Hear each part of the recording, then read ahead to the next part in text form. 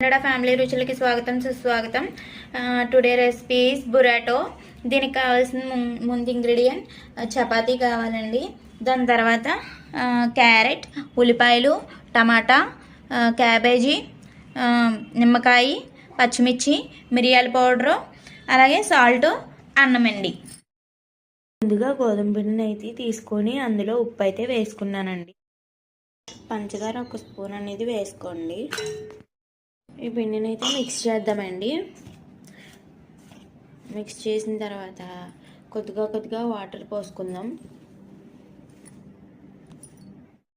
ఇదిగోండి పోసిన వాటరు. ఇలాగా మీకు చపాతీ పిండి ఎలాగ కన్సిస్టెన్సీ ఎలా ఉంటుందో అలాగా కలుపుకోండి. ఇంకో కొన్ని నీళ్ళు పడతాయి. అలాగా మీకు ఎన్ని నీళ్ళు కావాలితే అన్ని నీళ్ళు పోసుకొని గట్టి ముద్ర అనేది కలుపుకోండి. గట్టి ముద్దలా కలుపుకున్నానండి. ఈ చపాతీ పిండికి అరగంట రెస్ట్ ఇచ్చేద్దామండి.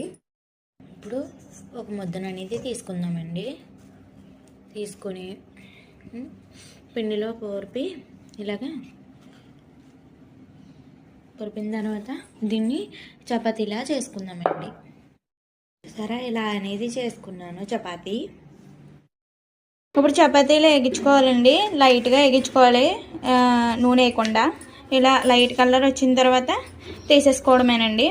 ఎక్కువ వేగాల్సిన అవసరం లేదండి. దీంతోపాటు నేను 3 వేగించుకున్నాను. ఇలా వేగించుకుని పక్కన పెట్టుకోవాలండి. స్టవ్ ఆఫ్ చేస్తున్నాను చూడండి. ఈ కలర్ మనకి వస్తే సరిపోద్ది లైట్గా. ముందుగా ఈ అన్నంలోకి మనం మిరియాల పొడి అనేది వేసుకుందామండి. ఇలాగా వేసుకొని కలుపుకోవాలండి. కొద్దిగా ఇందులోకి నిమ్మరసం అనేది వేసుకోవాలండి. మిక్స్ చేయండి ఒకసారి ఇదంతాను.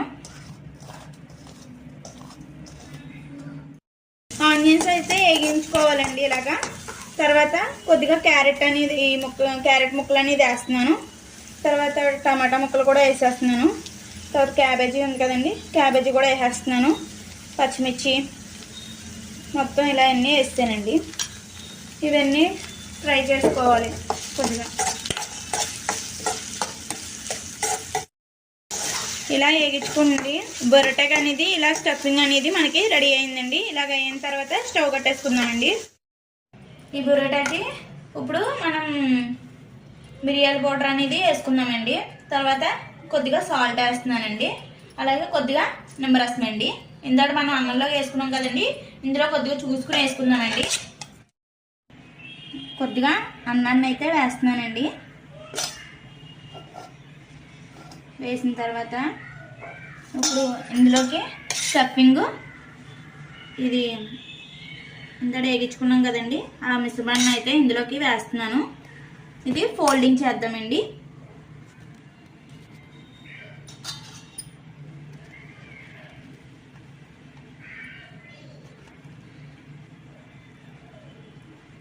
అంతేనండి. ఎంతో ఇష్టకరమైన బురాటో అనేది రెడీ అయ్యిందండి. రెసిపీ అనేది రెడీ అయిపోయిందండి. చూడండి ఇలాగా రెడీ చేసుకోవడమేనండి. ఇలా స్నాక్స్ రెడీగా హెల్దీగా చాలా టేస్టీగా ఉందండి. మీరు కూడా ట్రై చేసి ఎలా వచ్చిందో చెప్పి, అలాగే థ్యాంక్స్ ఫర్ వాచింగ్ అండి.